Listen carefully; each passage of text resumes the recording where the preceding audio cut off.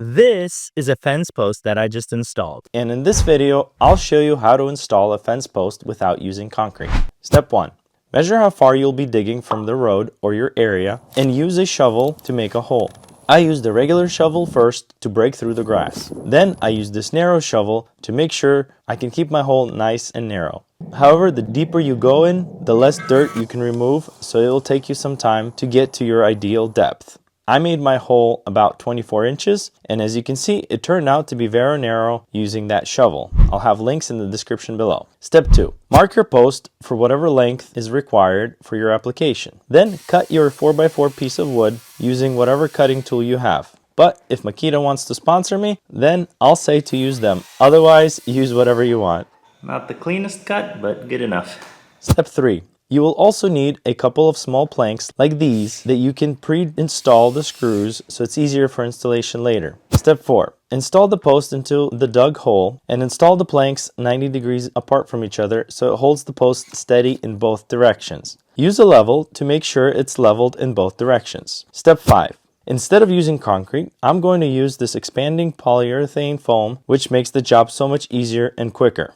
Step 6. Before using this stuff, make sure you wear safety glasses and some gloves. So I'm doing this for the first time.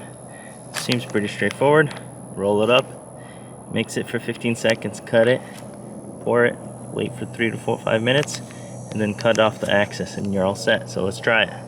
I placed it on the flat ground. Then I started rolling it up from the bottom until I broke the seal in the middle that separates the two liquids. Then, as soon as the seal broke, I started counting to about 15 seconds. I also gave it a nice shake, not sure if it needed, but it wouldn't hurt. Then I took a knife after 15 seconds, cut the bag, and started to pour it all into my hole where the post is. It didn't take long for it to start reacting, and you start to see the foam coming out of the hole. Make sure you do not touch this while it's doing this, especially with your bare hands, as this is a chemical reaction and it is hot. As you can see, a lot of foam came out over the top, but that's okay because after it's dry, you can remove it. Feels very bubbly and actually really warm, probably because it's a chemical reaction, but looks pretty cool. See how sturdy it is after 3 to 5 minutes. After it was dry, it feels pretty sturdy and pretty hard.